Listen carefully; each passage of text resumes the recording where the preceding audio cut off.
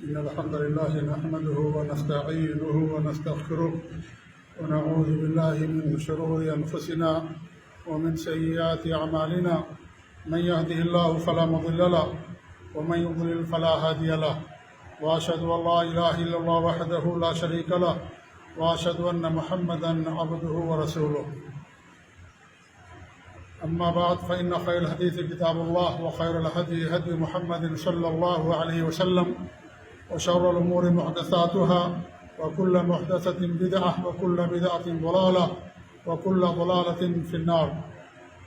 أعوذ بالله السميع العليم من الشيطان الرجيم. بسم الله الرحمن الرحيم. ألف لام ميم ذلك الكتاب لا ريب فيه هدى للمتقين الذين يؤمنون بالغيب ويقيمون الصلاة ومما رزقناهم ينفقون والذين يؤمنون بما أنزل إليك وما أنزل من قبلك وبالآخرة هم يوقنون أولئك على هدى من ربهم وأولئك هم المفلحون. ہر قسم کی حمد و ثنا اس رب العالمین کے لیے ہے جو تنہا اور اکیلا ہم سب کا خالق و مالک اور ہم سب کا معبود حقیقی ہے. اللہ رب العالمین کی بے شمار انگنت حمد و ثنا کے بعد بے شمار درود و سلام نازل ذات مبارکہ مقدسہ پر جس کا نام نامی اسم گرامی احمد مجتبیٰ محمد مصطفیٰ صلی اللہ علیہ وسلم ہے، جو ساری انسانیت کی طرف نبی رحمت بنا کر کے مبعوث فرمائے گئے. معزز بھائیو، گزشتہ جمعہ میں نے آپ لوگوں کے سامنے سورہ بقرہ کی شروع کی 5 آیتوں کے حوالے سے جو متقی ہیں، اللہ کے نیک بندے ہیں، پرہیزگار لوگ ہیں، ان کی چند صفات اور چند خوبیاں میں نے بیان کی تھیں. 2 خوبیاں آپ کے سامنے بیان ہوئی تھیں. ان میں سے پہلی خوبی یہ کہ جو غیب پر ایمان لاتے ہیں، بلا دیکھے جن باتوں کا ذکر اللہ رب العالمین نے یا اس کے نبی نے کر دیا ہے، قرآن و حدیث کے اندر جن چیزوں کا غیب سے متعلق ذکر آ گیا ہے، ان تمام چیزوں پر ایمان رکھتے ہیں. یہ پہلی خوبی تھی ان کی اور بہت بڑی خوبی ہے یہ. وَيُقِيمُونَ الصَّلَاةَ اور نمازوں کو قائم کرتے ہیں، پابندی کے ساتھ نماز پڑھتے ہیں. ہمیشہ ہر دن ہر رات جو 5 وقت کی نمازیں ہیں کم سے کم اسے پابندی کے ساتھ ادا کرتے ہیں، کیونکہ نمازوں کا ادا کرنا فرض ہے، نمازوں کا چھوڑ دینا گناہ ہے. آپ تہجد نہیں پڑھ سکتے یا اس طریقے سے اور جو نوافل نمازیں نہیں پڑھ سکتے. آپ پڑھیں گے آپ کو ثواب ملے گا، نہیں پڑھیں گے گناہ نہیں ہوگا. لیکن فرض نمازیں جو دن اور رات میں 5 نمازیں فرض کر دی گئی ہیں، اگر نہیں پڑھیں گے تو گناہ ہوگا اور بڑا گناہ ہوگا. یہ میں نے بتایا کہ نماز کا چھوڑ دینا کفر ہے. اور جنتی جب سوال کریں گے جہنمیوں سے تم جہنم میں کیوں چلے گئے، کہیں گے لم نکن من المصلین. سب سے پہلا جواب یہی ہوگا کہ ہم نماز نہیں پڑھتے تھے، نمازوں کی پابندی نہیں کرتے تھے. تو میرے بھائیو، نماز پڑھنا یہ بہت عظیم ترین خوبی ہے، بلکہ یہ فرض ہے ہر بندے مومن پر، اللہ رب العالمین نے فرض کر دیا. تیسری خوبی اللہ بیان فرماتا ہے وَمِمَّا رَزَقْنَاهُمْ يُنْفِقُونَ. ہم نے انہیں جو رزق دیا ہے اس رزق میں سے خرچ کرتے ہیں. ہم نے انہیں جو رزق دیا ہے اس رزق میں سے خرچ کرتے ہیں. اب رزق کیا ہے؟ رزق کا مطلب صرف مال اور دولت نہیں ہے. اگرچہ مال دولت بھی رزق ہے، لیکن رزق کا لفظ عام ہے. رزق کا مطلب ہر وہ چیز، ہر وہ نعمت جو اللہ نے آپ کو دی ہے وہ رزق ہے. صحت بھی رزق ہے، علم رزق ہے، دولت اور مال رزق ہے، نیک بیوی رزق ہے، نیک اولاد رزق ہے، اچھے لوگوں کی صحبت رزق ہے، قرآن کی تلاوت کرنا رزق ہے، نیکی پر قائم رہنا رزق ہے، نیکی کا حکم دینا، لوگوں کو برائی سے روکنا، یہ سب رزق ہے. نماز پابندی سے پڑھنا سب اللہ کی طرف سے رزق ہے، توفیق ہے. ہر وہ نعمت، ہر وہ چیز جو اللہ رب العالمین دیتا ہے اسے رزق کہا جاتا ہے. تو رزق کا مطلب صرف مال اور دولت نہیں ہے کہ جس کے پاس مال ہے اسی کے پاس رزق ہے. سب کے پاس رزق ہے الحمدللہ. اور سب سے بڑا رزق جو اللہ نے ہمیں اور آپ کو دیا جانتے کیا ہے؟ وہ دین کی دولت ہے، وہ اسلام کی دولت ہے. اس سے بڑی کوئی دولت اس روئے زمین پر نہیں ہے. سب سے بڑی دولت دین اسلام کی دولت، ان الدین عند اللہ الاسلام، سب سے اعلیٰ دین اللہ کے نزدیک کیا ہے؟ دین اسلام ہے، جو اللہ رب العالمین نے آسمان سے نازل کیا۔ ایک ہی دین اللہ نے بھیجا، دین اسلام، دین توحید، وہ دین اللہ رب العالمین کا سب سے پیارا دین ہے۔ تو سب سے عظیم نعمت میرے بھائیوں، ہمارے پاس سب سے عظیم رزق اللہ رب العالمین کا دولت، یہ مال، یہ اسلام اور دین کی شکل میں ہمارے پاس موجود ہے۔ ہو سکتا ہے ہمارے پاس مال کی کمی ہو سکتا ہے ہم بیمار ہو سکتا ہے ہمارے پاس نوکری نہ ہو سکتا ہے ہمارے پاس بیوی نہ ہو سکتا ہے ہمارے پاس اولاد نہ ہو سکتا ہے ہمارے پاس منصب نہ ہو، بہت ساری چیزوں کی نفی ہو سکتی ہے، لیکن سب سے عظیم دولت جو اللہ نے ہمیں دی ہے وہ دین اسلام کی دولت ہے۔ ہمیں اس کی قدر کرنے کی ضرورت ہے۔ یہ دین اسلام سے اللہ نے ہمیں عزت دی ہے، دین اسلام ہی پر عمل کرنے سے انسان کو عزت ملے گی، لہذا سب سے عظیم نعمت اللہ رب العالمین کی دین اسلام ہے۔ اللہ کا ہمیں شکر ادا کرنا چاہیے کہ ہماری پیشانی اللہ کے سامنے جھکتی ہے، اللہ کے لیے جھکتی ہے ہماری پیشانی، کسی غیر اللہ کے لیے نہیں جھکتی، اللہ کے علاوہ کسی اور کے لیے ہماری پیشانی نہیں جھکتی۔ یہ اللہ رب العالمین کا شکر اور احسان، جس رب نے ہم کو پیدا کیا، جس رب کا ہمارے اوپر احسان ہے، اسی رب کے سامنے ہماری پیشانی جھکنی چاہیے۔ اور اگر ہم اپنی پیشانی اللہ کے علاوہ کسی اور کے در پہ جھکاتے ہیں تو میرے بھائیوں، یہ جانوروں سے بھی بدتر لوگ ہیں جو اللہ کی دی ہوئی نعمتوں کا فائدہ نہیں اٹھاتے۔ یہ گونگے ہیں جو بول نہیں سکتے، اندھے ہیں جو دیکھ نہیں سکتے، بہرے ہیں جو سن نہیں سکتے، سب چیزیں ہونے کے باوجود بھی اللہ کی ان تمام نعمتوں سے وہ غافل ہیں، اللہ کی ان تمام نعمتوں کا فائدہ نہیں اٹھاتے۔ لہذا سب سے عظیم ترین نعمت اللہ رب العالمین کے دین اسلام ہے، دین توحید ہے۔ ایک رب ہے دنیا کا، ایک خالق ہے دنیا کا، اسی رب اسی خالق کی ہم عبادت کرتے ہیں، اس کے علاوہ کسی کی بات نہیں کرتے۔ اللہ نے ہمیں اپنی عبادت کے لیے پیدا کیا، لہذا کوئی بھی عبادت اگر اللہ کے علاوہ کسی اور کے لیے کی جائے گی اللہ تعالیٰ کے ساتھ شرک ہوگا۔ مندروں میں جانا صرف شرک نہیں ہوتا، پتھروں کے سامنے سجدہ جھکانا صرف شرک نہیں ہوتا، بلکہ قبروں پر جا کر کے سجدہ کرنا بھی شرک ہوتا ہے۔ قبروں پر جا کر کے چڑھاوے چڑھانا یہ بھی اللہ تعالیٰ کے ساتھ شرک ہوتا ہے۔ قبروں پر جا کر کے نذرانے چڑھانا، جانور ذبح کرنا، یہ بھی اللہ رب العالمین کے ساتھ شرک ہے۔ اس دین کی قدر کیجئے جو دین اللہ نے ہمیں دیا ہے۔ اس دین کی پہچان اور اساس میرے بھائیوں توحید ہے۔ یہ سب سے عظیم امانت ہے جو ہمارے سینے کے اندر ہونی چاہیے۔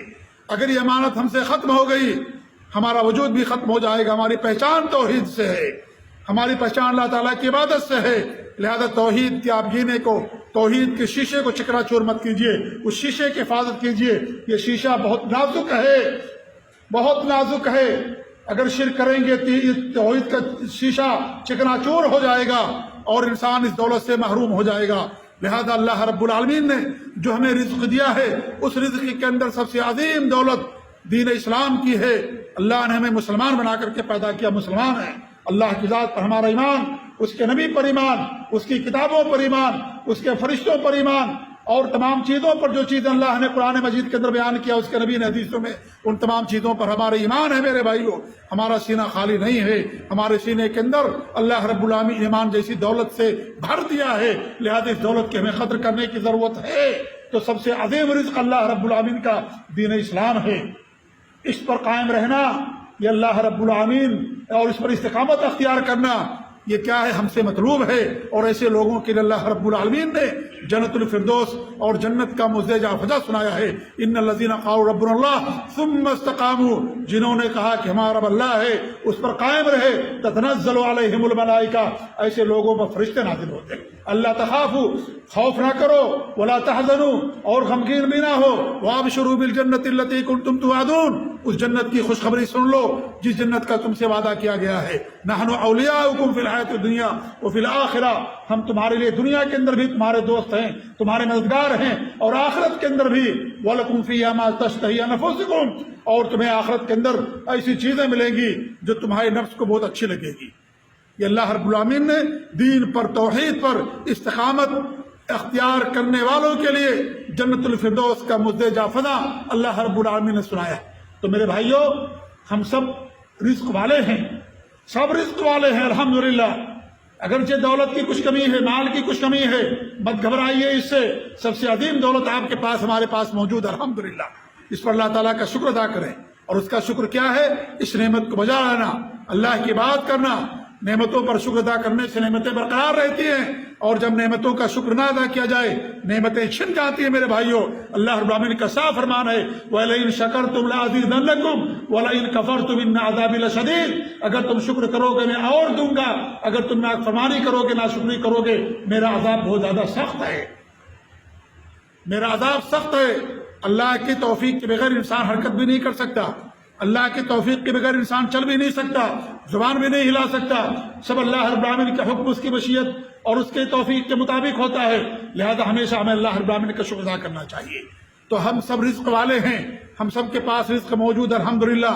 اگر کسی کے پاس مال الحمدللہ وہ بھی رزق ہے، نیک اولاد وہ بھی رزق ہے، نیک بیوی وہ بھی رزق ہے۔ اللہ کے رسول صلی اللہ علیہ وسلم کی حدیث ہے الدنیا کلھا متاع وخیر متاع الدنیا المرأۃ الصالحہ، پوری دنیا کیا ہے؟ مال و متاع ہے، ساز و سامان ہے، اور اس دنیا کی سب سے بہترین پونجی، سب سے بہترین سامان کیا ہے؟ نیک عورت ہے۔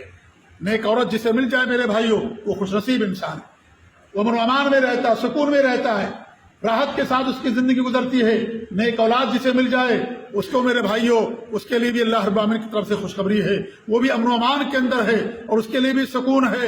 اس لیے جب بھی دعا کیجئے نیک اولاد کی دعا کیجئے، رب هب لی من الصالحین، اللہ تعالیٰ تمہیں نیک اولاد عطا فرما، اولاد تو دینے والا اللہ رب العالمین ہے، نیک اولاد کی دعا کیجئے۔ کتنے اولاد ہوتی میرے بھائیوں کہ ماں باپ جس اولاد کے لیے دعا کرتے ہیں ایک ایسا وقت آتا کہ ماں باپ اسی اولاد کے لیے بد دعا کرنا شروع کر دیتے، اس کی نافرمانیوں سے، اس کے غلط کاموں سے، اور اس کے جو ہے شرارتوں سے، اور اس کی نافرمانیوں سے اس طریقے سے ان کی حالت بن جاتی ہے۔ جس اولاد کے لیے انسان دعا کرتا ہے ایک ایسا وقت آتا کہ ماں باپ اس کے لیے بد دعا کرنا شروع کر دیتے۔ حالانکہ بد دعا کرنا حرام ہے، کبھی نہیں بد دعا کرنی چاہیے اولاد کے لیے۔ ماں باپ کی دعا بد دعا دونوں اللہ قبول فرماتا ہے۔ ایسا نہ ہو کہ ہم بد دعا کر لیں، اللہ تعالیٰ ہماری بد دعا ہماری اولاد کے بارے میں قبول فرما لے۔ اس لیے ہمیں دعا کرنا چاہیے ان کی اصلاح کے لیے، کیونکہ ہماری اولاد کی بگاڑ میں ہمارا بھی بہت عمل دخل ہے، صرف بچوں کا نہیں ہے کہ بچے ہی خراب ہو گئے بگڑ گئے، ہمارا بھی بہت زیادہ عمل دخل ہے۔ ہم خود نماز نہیں پڑھتے، ہم خود روزہ نہیں رکھتے، ہم خود نیکی کے کام نہیں کرتے، اور بچوں کو چاہتے ہیں کہ بچے دین کے پابند بن جائیں۔ ایسا کیسے ہوگا؟ اللہ کے رسول حدیث ہے بچہ 7 سال کا ہو جائے نماز نہ پڑھے مارو۔ کیا ہم بچے کو یہ 10 سال کا ہو جائے، 7 سال کا ہو جائے نماز پڑھنے کا حکم دو، 10 سال کا ہو گیا نماز نہیں پڑھتا اس کو مارو؟ کون باپ اپنے بچے کو مارتا ہے؟ کون ماں اپنے بچے کو مارتی ہے؟ نبی کی تعلیم مارنے کی ہے، لیکن وہی بچہ اگر پیشاب کر دے ہمارے کپڑے پر، اور اس طریقے سے پانی کا گلاس توڑ دے، چائے گرا دے، قالین خراب کر دے، موبائل آپ کا خراب کر دے، اس کو تماشے سے ماریں گے، ڈنڈے سے مار دیں گے، گالیاں دیں گے اس کو، لیکن وہ نماز نہیں پڑھتا، کچھ نہیں کہتے۔ فجر میں ہم بھی سوئے ہوئے ہیں، سب لوگ سوئے ہوئے ہیں، کسی کوئی فکر نہیں ہے۔ بچہ نماز نہیں پڑھتا، باپ خود نماز نہیں پڑھتا، تو کہاں سے بچے کو مارے گا نماز نہ پڑھنے والا باپ؟ تو میرے بھائی بد دعا کرنا غلط ہے۔ یہ ہماری اولاد اگر راستے سے بھٹک چکی ہے یا ماں باپ کی خدمت نہیں کرتی یا برا کام کرتی، آپ ان کے لیے دعا کیجیے، اللہ تعالیٰ ماں باپ کی دعا بد دعا دونوں قبول فرماتا ہے۔ اور یہ سوچئے کہ ہماری اولاد کی بگڑنے میں ہمارا بہت زیادہ رول ہے، بہت زیادہ ہمارا کردار ہمارے بچوں کی بگڑنے میں۔ اس لیے میرے بھائیوں ان کے لیے ہمیں دعا کرنا چاہیے، ان کی صلاح کی کوشش کرنی چاہیے۔ الغرض کہنے کا مقصد یہ ہے کہ اللہ نے جو بھی رزق دیا، جو بھی دیا ہے، وہ سب کے سب مالی رزق ہے اللہ رب العالمین کی طرف سے۔ جس کو جو ملا ہو اس کے مطابق وہ اللہ کے رزق کو خرچ کرے۔ آپ کے پاس مال ہے، مال خرچ کیجئے، زکوٰۃ دیجئے، صدقات و خیرات کیجئے، بچوں پر خرچ کیجئے، آپ کے جو ورثہ رشتہ دار ہیں ان پر خرچ کیجئے، غریبوں اور یتیموں اور مسکینوں کی مدد کیجئے، مدارس اور مساجد کی تعمیر کیجئے، لوگوں کی مدد کیجئے۔ اللہ نے مال دے رکھا الحمدللہ۔ مال نہیں ہے تو کیا صدقہ ختم ہو گیا؟ نہیں، صدقہ صرف مال خرچ کرنے کا نام نہیں ہے، صدقہ کا دروازہ بہت وسیع ہے، صدقے کا دروازہ بہت کشادہ ہے۔ آپ کا کسی مسلمان بھائی سے مسکرا کر کے ملنا یہ بھی صدقہ ہے۔ تبسم کا فی وجہ اخی کا صدقہ، اپنے بھائی سے مسکرا کے ملنا یہ بھی صدقہ ہے، بھلائی کا حکم دینا یہ بھی صدقہ ہے، برائی سے روکنا یہ بھی صدقہ ہے، راستہ بتا دینا یہ بھی صدقہ ہے، کوئی اندھا گزر رہا راستہ انگلی پکڑ کر کے راستہ آپ نے گزار دیا یہ بھی صدقہ ہے، کسی کو پانی ایک گھونٹ پلا دیا یہ بھی صدقہ ہے، جانور کو پلا دیا پانی بھی صدقہ ہے، چڑیا اور چرند اور پرند کو پانی اور چارہ دے دیا، کھانا دے دیا، یہ بھی صدقہ ہے۔ یہی نہیں بلکہ درخت کو پانی دے دیا، یہ بھی صدقہ ہے۔ صدقے کا دروازہ بہت وسیع ہے۔ یہ نہ ہم سمجھے کہ ہم غریب ہیں، ہمارے پاس مال نہیں ہے، ہم صدقہ کیا کریں۔ نہیں، اللہ نے آپ کو جو کچھ دیا وہ سب کیجئے، صدقہ آئیے، مدد کیجئے اپنی طاقت سے، اپنی زبان سے اللہ نے علم دیا ہے، علم کو پھیلائیے لوگوں کے اندر۔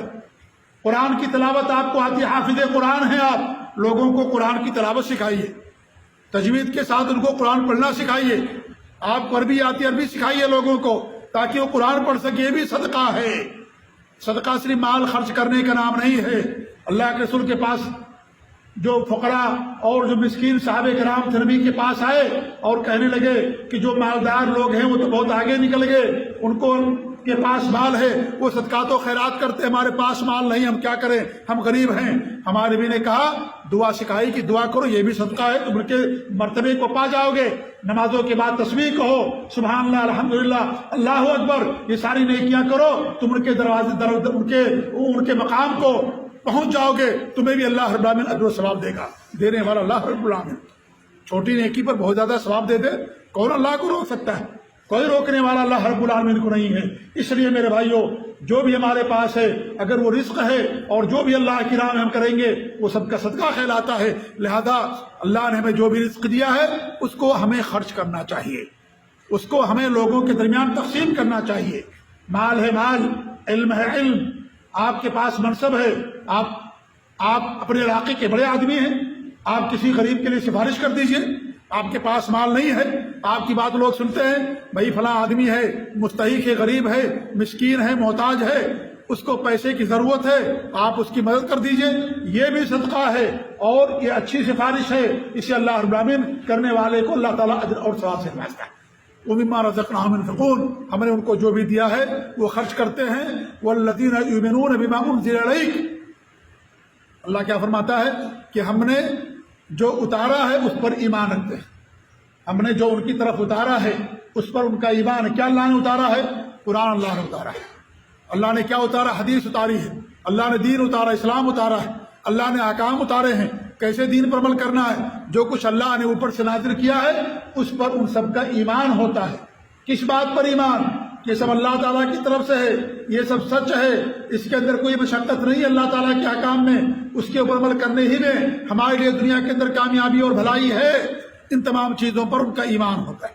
والذین یؤمنون بما انزل الیک، جو ہماری طرف نازل کیا گیا، جو اللہ نے نازل کیا پہ نبی صلی اللہ علیہ وسلم پر، جو چیزیں اتاری ہیں دین کی شکل میں، جو کچھ دیا ہے وہی کتاب و سنت رسول کی شکل میں، ان تمام چیزوں پر ان کا ایمان ہوتا ہے کہ سب اللہ رب العالمین کی طرف سے ہے، اس پر ہمیں عمل کرنا ہے۔ والذین یؤمنون بما انزل الیک وما انزل من قبلک، اور جو ان سے پہلے اللہ کی جو نازل کیا گیا، اس سے پہلے جو نازل کیا گیا اس پر بھی ان کا ایمان ہوتا ہے۔ ہم سے پہلے جو نبی آئے ان نبیوں پر ہمارا ایمان، ہم سے پہلے جو کتابیں اللہ نے اتاری ان کتابوں پر ہمارا ایمان۔ ایمان کے ارکان 6 ہیں، انہی میں سے نبیوں پر ایمان لانا، کتابوں پر ایمان لانا کہ اللہ نے انسانیت کی ہدایت کے لیے آسمان سے کتابیں اتاری ہیں، تورات، زبور، انجیل بھیجی، موسیٰ علیہ السلام کو صحیفے دیے، تختیاں دی، ابراہیم علیہ السلام کو صحیفے دیے، اور اپنے نبی جناب عربی محمد رسول اللہ صلی اللہ علیہ وسلم کو قرآن کریم عطا فرمایا۔ ان تمام چیزوں پر ہمارا ایمان ہونا چاہیے۔ سابقہ کتابوں پر ہمارا ایمان یہ کہ اللہ کی کتابیں تھی، لوگوں نے اس میں تحریف کر دیا، لوگوں نے اس کو بدل دیا ہے، لوگوں نے کمی بیشی کر دی ان کتابوں کے اندر۔ قرآن ہی واحد کتاب ہے جو آسمان سے اللہ نے نازل کی ہے، جو اپنی شکل کے اندر محفوظ ہے اور قیامت تک محفوظ رہے گی۔ اس کا ایک حرف نہ بدلا ہے اور نہ قیامت تک بدلے گا۔ اگر کوئی عقیدہ رکھتا ہے قرآن کے اندر تبدیلی ہو گئی، قرآن کی آیتیں بدل دی گئی اور صورتیں بدل دی گئی، وہ مسلمان ہی نہیں ہو سکتا۔ ایک حرف پر بھی اگر کسی کا شک ہے، ایک آیت پر بھی اگر کسی کا شک ہے، تو اس کا مطلب یہ ہے کہ ایمان سے وہ خالی ہے اور اس کے ایمان کے اندر کمی اور نقص ہے۔ قرآن جیسے اللہ نازل کیا تھا وہ اسی محفوظ ہو، قیامت تک اسی شکل کے اندر محفوظ رہے گا۔ اللہ اس کی حفاظت کرنے والا ہے، اور جس کی اللہ حفاظت کرے اس کے اندر کوئی تبدیلی نہیں کی جا سکتی۔ اللہ قرآن کی دین کی حفاظت کرنے والا ہے۔ لہذا میرے بھائی، یہ بھی ہمارا اس پر ایمان ہونا چاہیے، اور آخری دنوں میں قیامت سے پہلے قرآن کے سارے حروف اللہ کی طرف اڑ کر کے چلے جائیں گے۔ اللہ کی طرف اٹھ کر کے چلے جائیں گے۔ جب قرآن چلا جائے گا دنیا کے اندر کوئی مسلمان اللہ کا نام لینے والا باقی نہیں رہے گا، قیامت قائم ہو جائے گی۔ لہذا اس پر ہمارا ایمان ہونا چاہیے۔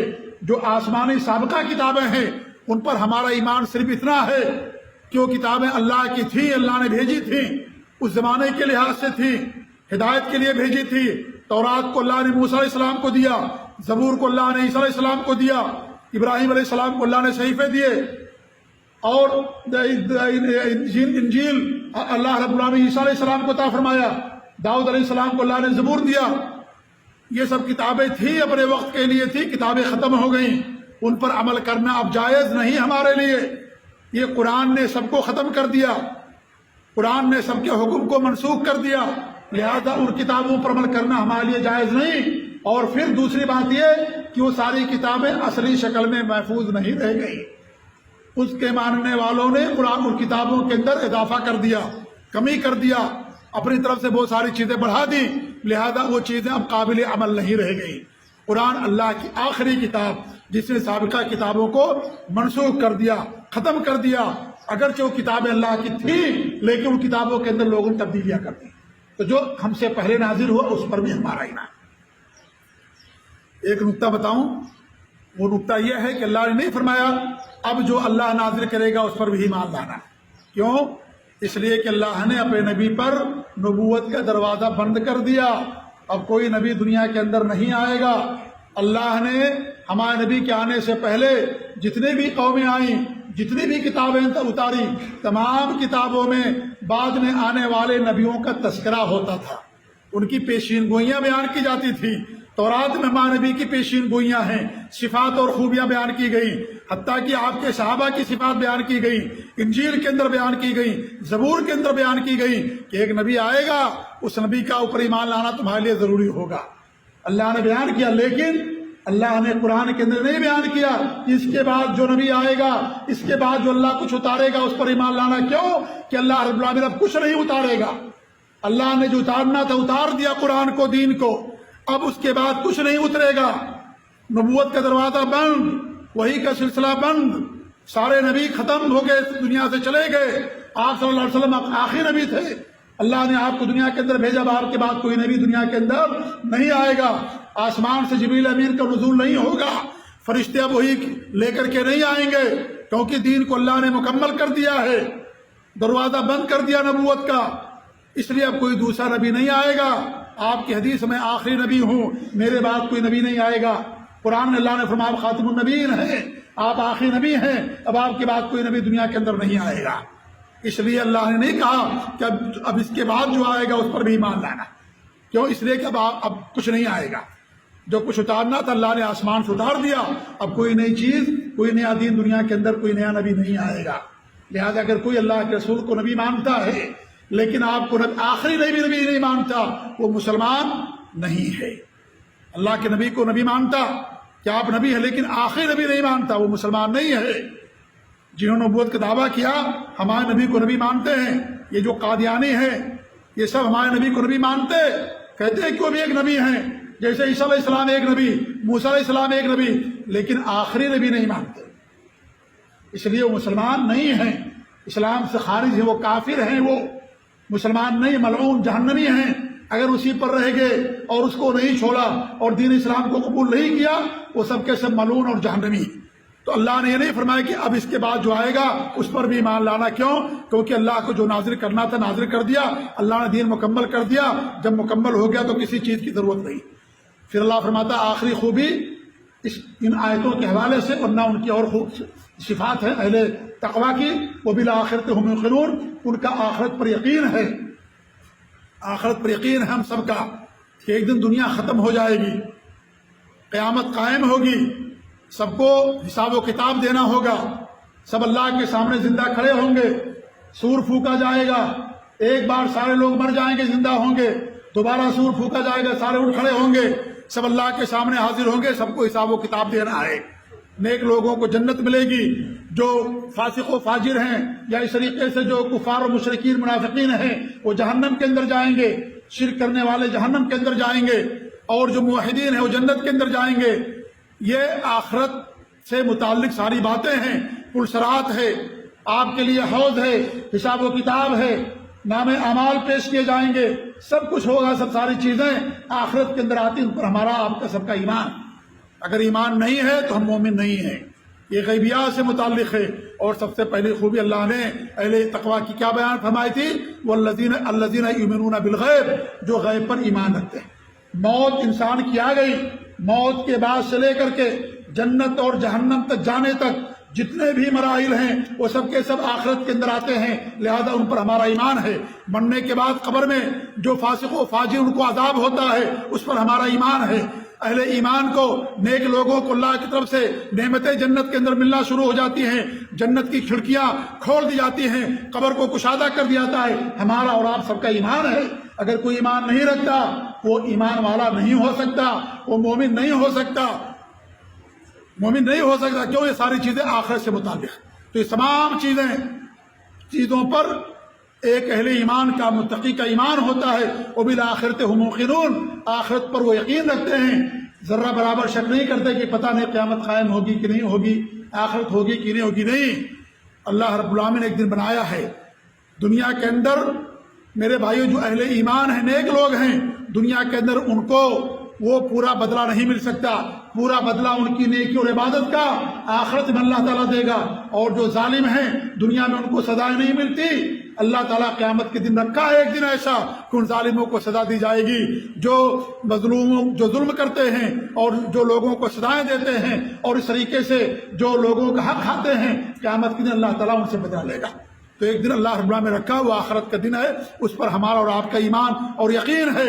اگر دنیا میں ہمیں نہیں ملا بدلہ، اللہ تعالیٰ آخرت کے اندر دے گا، اور اہل ایمان کا پورا بدلہ آخرت کے اندر ہی مل سکتا ہے۔ دنیا کے اندر آپ کی نیکیوں کا، آپ کی نماز اور زکوٰۃ اور صدقات اور خیرات کا، اللہ کے راستے میں دی ہوئی تمام قربانیوں کا پورا بدلہ دنیا نہیں دے سکتی۔ اس کا پورا بدلہ دینے والا وہی دے سکتا ہے جس کا دین ہے، جو دنیا کا رب ہے، جو سب کا خالق و مالک ہے، اللہ رب العالمین ہے۔ وہی قیامت کے دن ہمارا پورا بدلہ دے گا، اہل ایمان کا دنیا والے بدلہ نہیں دے سکتے۔ تو اس پر ہمارا ایمان اور یقین ہے۔ اگر شک ہے تو اس کا مطلب یہ ہے کہ ہم اہل ایمان نہیں۔ اللہ کیا فرمایا اس کے بعد میں؟ اولئک علی ھدی من ربہم، یہی اپنے رب کی طرف سے بھیجی ہوئی ہدایت پر ہے، یہی ہدایت پر، یہی صحیح راستے پر ہیں۔ اولئک هم المفلحون، اور یہی کامیاب لوگ ہیں۔ کامیابی ایسے ہی لوگوں کو ملے گی جو ایمان کی دولت سے متصف ہیں، آخرت پر یقین رکھتے ہیں، نمازوں کی پابندی کرتے ہیں، دی ہوئی نعمتوں کو اللہ کی راہ میں خرچ کرتے ہیں اور ایمان کی دولتوں سے مالا مال ہیں۔ ایسے لوگوں کے لیے اللہ رب العالمین نے کامیابی کا وعدہ کیا۔ اگرچہ دنیا کے اندر ہو سکتا ہے کامیابی نہ ملے، پریشانی میں زندگی گزرے، لیکن آخرت کی کامیابی یہی سب سے بڑی کامیابی بھی میرے بھائیوں، کیونکہ کامیابی ہمیشگی والی کامیابی ہے، ہمیشہ رہنے والی کامیابی ہے۔ دنیا کی کامیابی وقتی ہے، چند سالوں کے لیے ہے، ختم ہو جائے گی، لیکن آخرت کی کامیابی ہمیشہ کے لیے ہے۔ لہذا اصل کامیابی وہی ہے، وہی اصل کامیاب لوگ ہیں میرے بھائیوں۔ اس لیے آخرت کی فکر کریں، ہم آخرت کی کامیابی کی فکر کریں۔ اگر دنیا ملے نہ ملے، ہم آخرت کی فکر کریں اور آخرت کو سنوارنے کی کوشش کریں۔ اللہ تعالیٰ ہمیں ایمان کی دولت سے مالا مال فرمائے۔ اللہ رب العالمین ہمیں نمازوں کی پابندی کرنے کی توفیق دے، اللہ نے کام کرنے کی توفیق دے۔ اللہ تعالیٰ ہر شر اور ہر فتنے اور برائی سے اللہ ہم سب کو محفوظ رکھے، اپنے نبی کی سنت پر قائم رکھے، توحید پر قائم رکھے، شرک، بدعت اور خرافات اور رسم و رواج سے، تمام غلط چیزوں سے اللہ تعالیٰ ہم سب کو محفوظ رکھے، آمین۔ بارک اللہ لی ولکم فی القرآن العظیم ونفعنی وإیاکم بالآیات والذکر الحکیم، انہ تعالی جواد کریم ولکم بر رؤوف رحیم۔